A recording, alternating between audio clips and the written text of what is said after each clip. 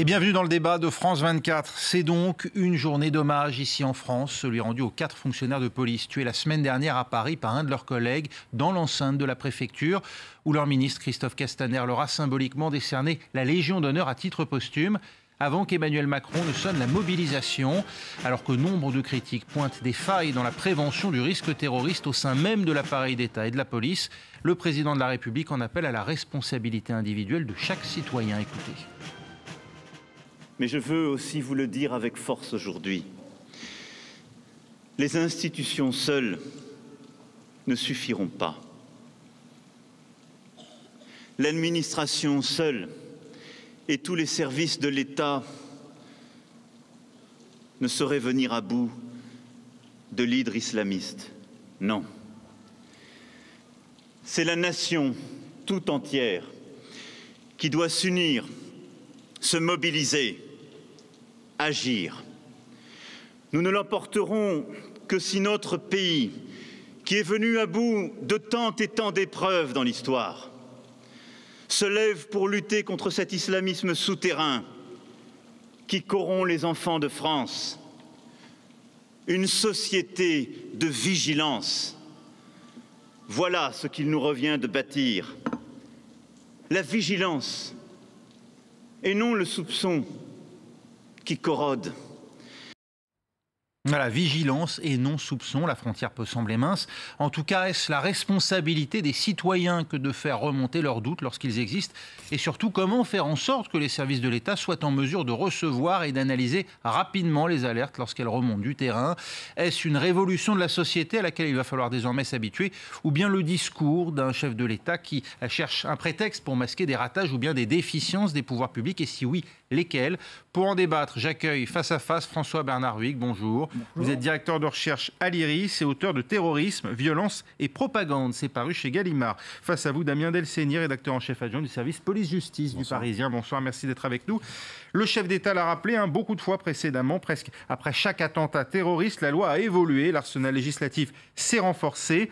L'État, François-Bernard Huyck, est-il allé au bout de ce qu'il pouvait faire? Est-ce maintenant aux citoyens de prendre le relais? Alors, l'État, depuis les grands attentats, la grande série des attentats de 1995, a pris je ne sais plus combien de lois. Donc, je ne pense pas que ça soit... La dernière en date, celle de 2017, qui renforce la sécurité intérieure et la lutte contre le terrorisme en inscrivant dans le droit commun, effectivement, des dispositions qui figuraient jusque-là dans l'état d'urgence, comme les perquisitions. Et puis, il y a également eu la loi dite anti-casseurs, qui permet aussi de prévenir un certain nombre de dérives et notamment la présence de manifestants dans certains lieux. Masqués, etc.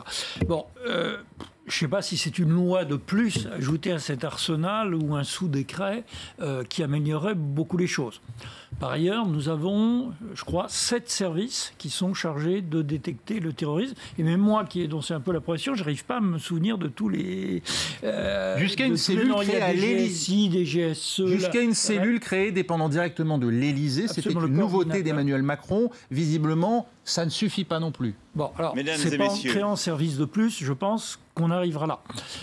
Est-ce qu'on y parviendra en faisant appel aux citoyens, en leur demandant donc, avec la tentation de dénoncer son voisin parce qu'il aura une barbe un peu longue?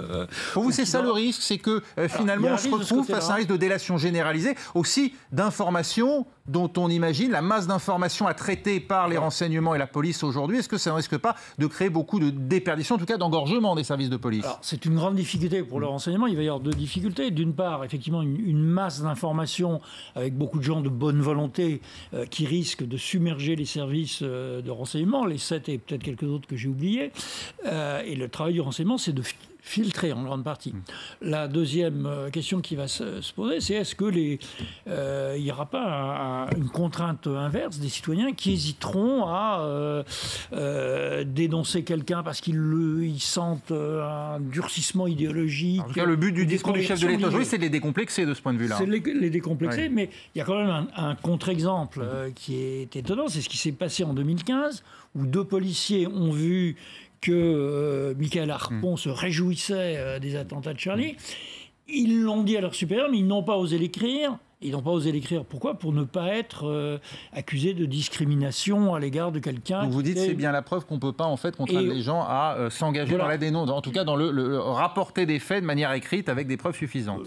je dis que ça serait très difficile et que le problème est plutôt de filtrer et de sélectionner l'information qui est parfois surabondante. Damien Delceni, la hiérarchie policière a-t-elle négligé des signaux qui indiquaient la radicalisation de Mickaël Harpon, y compris, alors c'est évidemment l'agent de la DRPP, la direction du renseignement de la préfecture de police qui a donc commis cette attaque la semaine dernière, a-t-elle donc négligé cette hiérarchie policière des signaux qui indiquaient sa radicalisation, jusqu'à même donc des témoignages de collègues de Mickaël Harpon eux-mêmes, et donc du fait qu'on a bien rapporté donc ces faits.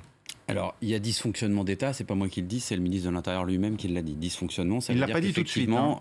Ouais, enfin là, il vient de le dire, donc ça confirme ce qui se passe. Pardonnez-moi, alors je vais vous interrompre, on va écouter Christophe Castaner, c'était encore dimanche soir. Sa procédure d'habilitation au secret défense, il l'a eue en 2003. Elle a été renouvelée depuis systématiquement. Dans son dossier administratif, c'est un agent plutôt bien noté. C'est ce que j'indiquais dès jeudi. C'est un agent dont on reconnaît les qualités. Aucun élément sur une quelconque radicalisation apparaît. Voilà, c'était avant-hier. Alors ça veut dire quoi? Ça veut dire qu'entre-temps, le discours a changé. On reconnaît maintenant qu'il y a eu des défaillances? On reconnaît maintenant surtout la réalité des deux témoignages dont on a parlé, qui sont des collègues policiers pas n'importe où, à la DRPP. Ça veut dire que c'est des policiers qui, toute l'année, toute la journée, détectent des signes de radicalisation chez d'autres concitoyens. Là, ils ont leur voisin de bureau, leur responsable de maintenance informatique, qui tient des propos en 2015 après les attentats contre Charlie Hebdo, qui peuvent légitimement les choquer, en tout cas leur mettre la puce à l'oreille. Alors effectivement, après, il y a un problème hiérarchique, c'est-à-dire ils communiquent cette information. Ah, il faut faire un rapport écrit. Est-ce que ça vaut un rapport écrit ou pas? Là, c'est un peu la lourdeur aussi de l'administration. Et puis, finalement, il n'y a pas de rapport écrit. Ça reste à l'oral, entre chefs de service. C'est la crainte aussi en gros, qu'une dénonciation passe pour une discrimination? Oui, il y a sans doute beaucoup de ça. Il y a sans doute aussi peut-être, il ne faut pas le négliger non plus dans une grande administration comme la préfecture de police, un problème de ne pas trop vouloir éclabousser. C'est-à-dire, à partir du moment où on fait un rapport pour dire on a un problème avec un agent de la DRPP, si ça se sait à l'extérieur, ça peut mettre en difficulté le service parce qu'on va dire attention, il y a un agent de la DRPP qui est radicalisé, qu'est-ce que c'est que ce bazar, etc. Donc, il y a peut-être aussi une volonté puis il y a peut-être même de sous-traiter cette information-là. Si elle était survenue peut-être dans un commissariat plus classique, elle aurait peut-être suivi une voie beaucoup plus officielle. Donc c'est la particularité même de la survenance de ce fait au sein du sein des saints, en l'occurrence la préfecture de police? Au cœur du dispositif qui est censé les repérer. Par ailleurs, alors ça c'est fait, remonte à 2015 et on peut dire que c'est pas de la faute de Castaner, on est d'accord. Mais depuis, nous en parlions hors plateau, monsieur et son équipe en une journée pratiquement ont fait une excellente enquête sur la fréquentation d'une certaine mosquée, d'un imam fiché S, des tas d'indices. Donc, pourquoi est-ce que, je vais vous faire la publicité, le Parisien libéré est capable de trouver en 24 heures ces éléments suspects depuis 2015, alors on va expliquer pourquoi. Les super-services ne les trouvent pas. Parce que l'habilitation au secret défense donne lieu en théorie à une enquête de voisinage. Cette enquête, vous l'avez faite en 24 heures, effectivement. Vous avez trouvé suffisamment d'éléments qui auraient dû permettre de ne pas l'habiliter ou de lui retirer son habilitation à Mickaël Harpon? En tout cas, ce dont on se rend compte assez vite, c'est qu'il y a les témoignages qui valent ce qu'ils valent. Un témoignage humain, ça peut toujours être discuté, remis en cause, etc. Mais il y a aussi une espèce de...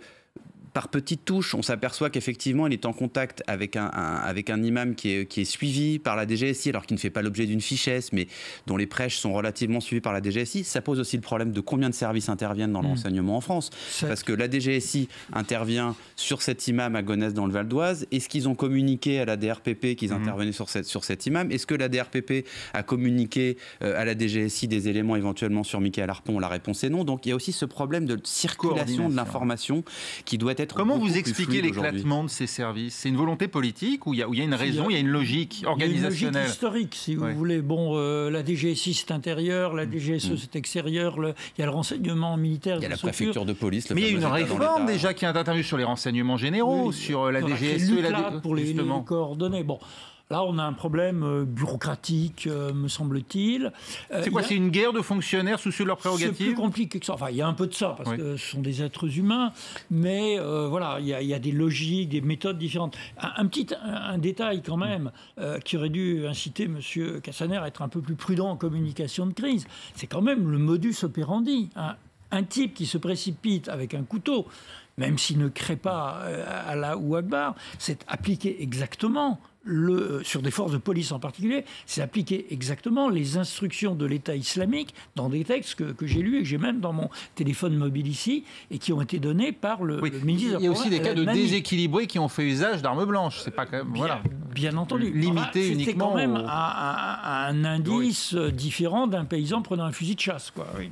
Il aurait fallu plus de circonspection, dites-vous. Alors, ce qui bien sûr inquiète aussi dans le cas précis de Mickaël Harpon, c'est cette clé USB retrouvée, alors semble-t-il non pas à son domicile mais à son lieu de travail, et sur laquelle figuraient les coordonnées personnelles de plusieurs collègues, des données que pourraient chercher à obtenir des organisations terroristes comme le groupe État islamique, dont lui-même d'ailleurs avait de la propagande. Il y a deux éléments extrêmement graves. Des éléments de propagande. Voilà. D'une part, il avait apparemment des vidéos d'égorgement. Alors il y a une époque où c'était relativement facile, moi-même j'en ai, enfin je veux dire parce que pour des raisons de documentation, je ne suis pas bien entendu. Mais il serait intéressant de dater ces documents, parce que, on va dire pour faire simple, il y a 2 ans, c'était relativement facile, avec une recherche Google, de télécharger ces choses qui sont d'une abomination. Vous voulez dire, on n'était pas forcément djihadiste lorsqu'on parvenait à se procurer ces éléments de propagande. Un bouquin, mais bon, mais si elles sont récentes, ça prouve qu'il est dans un processus de recherche sur Internet où il a eu des indications par des sources extérieures. Par des frères. Voilà, donc la date de ces vidéos me paraît quelque chose d'important. Le deuxième élément, c'est que si on a trouvé à son bureau des données avec les adresses de ses collègues, il était informaticien, on ne le fouillait pas, il pouvait rentrer un couteau, donc d'autres clés USB ont pu sortir. Quel pourrait être l'usage qu'il ait souhaité faire de ces données? Est-ce qu'il aurait pu les avoir sur une clé USB à des fins purement professionnelles, Damien Delceni? Avec des égorgements? Alors, à des fins professionnelles, pourquoi les garder sur une clé? Après, il faut rappeler sa fonction. Il est agent de maintenance. Ça veut dire que des agents de maintenance, il y en a dans toutes les entreprises. Vous avez un problème sur votre ordinateur, il vient, vous lui donnez votre mot de passe, ou de toute façon, il l'a parce que... Habilité secret défense. Habilité secret défense, et il navigue sur votre ordinateur. Ça veut dire qu'il peut aspirer tout ce qu'il veut sur votre ordinateur. Et donc, c'est un professionnel de ça, il sait le faire. C'est le type de cible que recherche le groupe État islamique, comme pour obtenir des renseignements? Ce serait clairement une cible de choix s'ils avaient besoin de recruter des gens. Après, je ne sais même pas s'ils l'ont recruté lui ou s'il s'est auto-recruté, mais en tout cas, il a accès à des données extrêmement sensibles dans un service extrêmement sensible et des adresses privées qui, on le sait depuis l'attentat de Magnanville, la peur et la psychose absolue des policiers. On pense forcément à cet attentat commis dans les Yvelines chez un couple de policiers au domicile du couple, devant l'enfant du couple. On pense à l'horreur du crime, mais on pense aussi à l'effroi qui a saisi l'ensemble des policiers de France, se disant qu'ils n'étaient plus eux-mêmes à l'abri hors service, puisqu'ils pouvaient être la cible d'un groupe terroriste, alors même que leur fonction au quotidien n'est pas d'enquêter ou de se trouver même aux prises avec des affaires terroristes. C'est sûr. Alors, je vous dis, c'est une crainte qui est réelle depuis l'attentat de Magnanville, qui est donc vérifiée, puisque là, on a un cas concret de quelqu'un qui a pu aspirer ces données. Il y a peut-être même plus grave, parce que dans les données de la DRPP, il y a par exemple, éventuellement, des agents infiltrés qui peuvent être des contacts dans les mosquées que surveille la DRPP. Donc, s'il a eu accès à la liste des personnes infiltrées dans les mosquées ou dans un certain nombre de salles de prière, pourquoi ne les a-t-il pas non plus divulguées? Ça, on n'en sait rien pour l'instant. L'enquête, elle démarre. Il va falloir exploiter tout le matériel informatique qui a été saisi. Mais c'est le pire scénario en réalité, parce que cet agent de maintenance, il avait accès à tellement de choses de par sa fonction qu'on peut tout imaginer. Alors peut-être qu'il n'a pas eu le temps, peut-être qu'il ne l'a pas fait, peut-être que ce n'était pas son objectif non plus, peut-être qu'il n'a pas eu de contact avec d'autres personnes, ça l'enquête le démontrera. Mais en tout cas, ça démontre aussi l'extrême fragilité de ce que peut être l'informatique, de ce que peut être la gestion des données, la protection des données. Aujourd'hui, vous avez des mutuelles de policiers qui leur proposent l'anonymat total dans la mutuelle, et les policiers recherchent de plus en plus cet anonymat. Donc là, ils se rendent compte que un assistant informatique peut aspirer ces données et effectivement, il peut les divulguer à peu près à n'importe qui. C'est un peu la double peine pour les policiers, parce que d'une part, maintenant ils vont se méfier de leurs voisins de bureau, ou du moins avoir une mentalité différente. Et par ailleurs, on ne sait pas combien d'entre eux sont susceptibles d'être menacés physiquement chez eux, dans leur domicile, ce qui était, vous avez raison, leur crainte depuis Magnanville. Une fuite comme celle-là, ça désorganise la Direction générale de la sécurité intérieure, la DGSI. Le fait de savoir que ces éléments existent. C'était pas la DGSI, la DRPP, mais plus globalement le renseignement. Ça a déjà désorganisé la DRPP durablement, je pense. Après, la direction du renseignement de la préfecture de police. Après, sur la DGSI, évidemment que c'est une... Alors, désorganisée peut-être pas, mais en tout cas... C'est-à-dire qu'il faut modifier totalement les protocoles de fonctionnement, par exemple ? l'organisation. En général, chaque attentat amène, alors parfois une loi, ce qui est toujours un peu problématique quand on superpose les lois, mais en tout cas, chaque attentat amène une réponse en termes on relève le curseur à chaque fois. Là, il va falloir encore relever le curseur certainement dans les habilitations, dans les procédures d'habilitation, dans la sécurité informatique d'un certain nombre de données, même si on peut imaginer qu'elles sont quand même déjà très protégées, mais il va peut-être falloir les protéger davantage.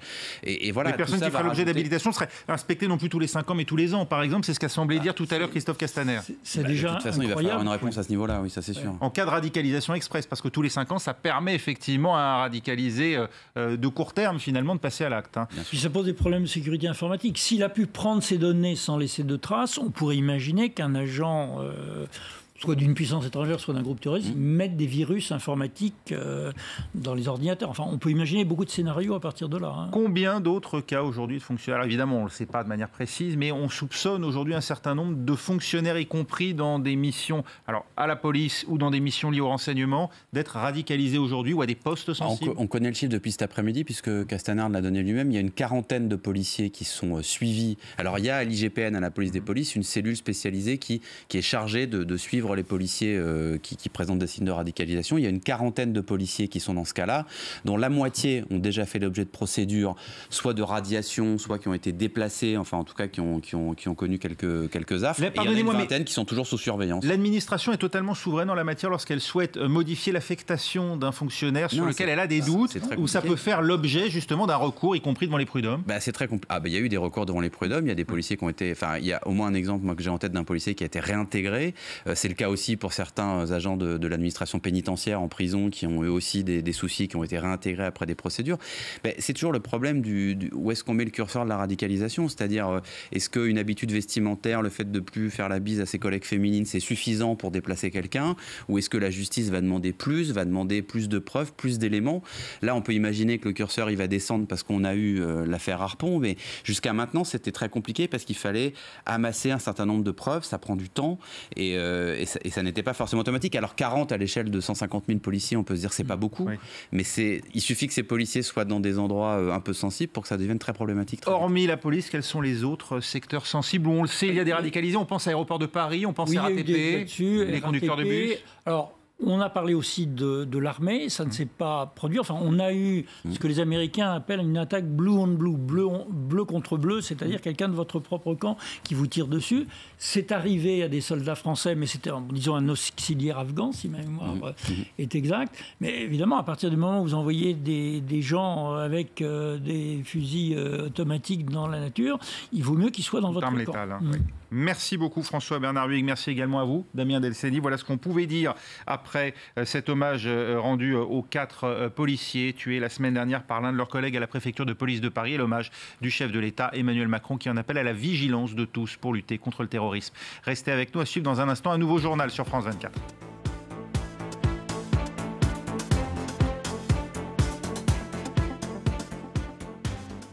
Politique en partenariat avec Slate. Chaque semaine, Roselyne Febvre et Jean-Marie Colombani reçoivent des éditorialistes et décryptent avec eux les grands thèmes politiques qui font l'actualité du moment. Assurer la France en particulier, le conflit paye toujours. Politique, en partenariat avec Slate.fr. C'est sur France 24 et France24.com.